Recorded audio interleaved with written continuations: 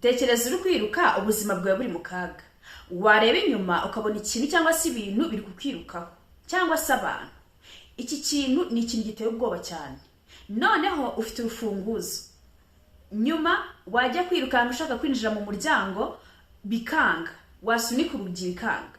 Izi nzozi ni inzozi ziteye ubwoba cyane kuko abantu benshi bakunda kuzirota. Tugumane ku musozo wiyumvira iby'izi nzozi.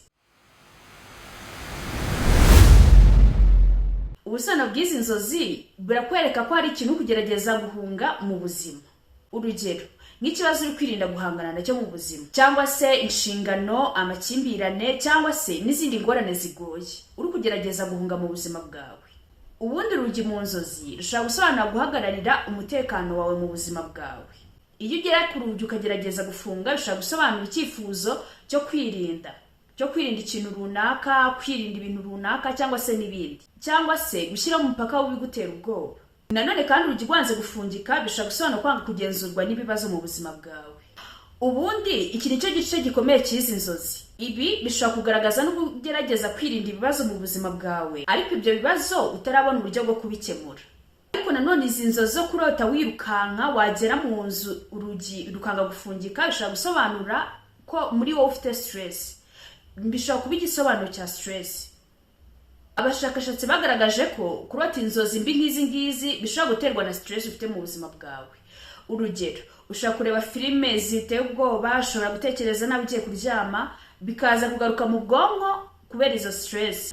Ariko kandi izi nzozi zishobora kukwereka ubwoba bwo kongera kubabazwa mu buzima. Urugero, niba warababajwe mu rukundo cyangwa se ukababazwa no mu bundi buryo, cyangwa se ufitanye ikibazo n'abandi bantu, izi nzozi zishobora gusobanura ibyo bintu.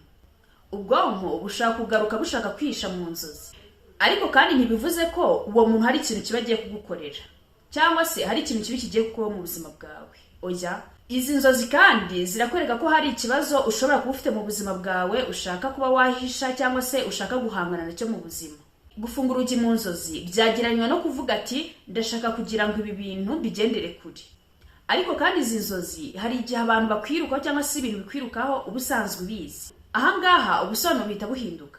Niba ari umuntu usanzwe uzi mu nzozi, aha wahita wibaza ese koko uwo muntu haba hari amakimbirane twaba dufitanye, cyangwa se wowe muri wowe ufite ubwoba, cyangwa se wowe n'uwo muntu mufite kutizerana hagati yanyu mwembi.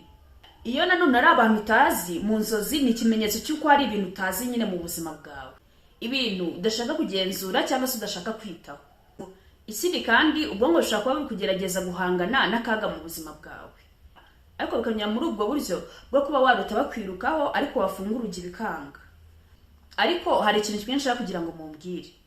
Ese wowe wigeze urota izi nzozi ukarota ubona abantu uzi, cyangwa se abantu utazi, cyangwa se ibintu uzi, cyangwa se ibintu utazi? Tubwire muri comment, utwandikire.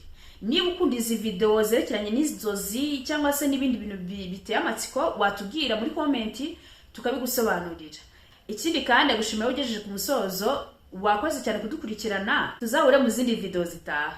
Ciao ciao.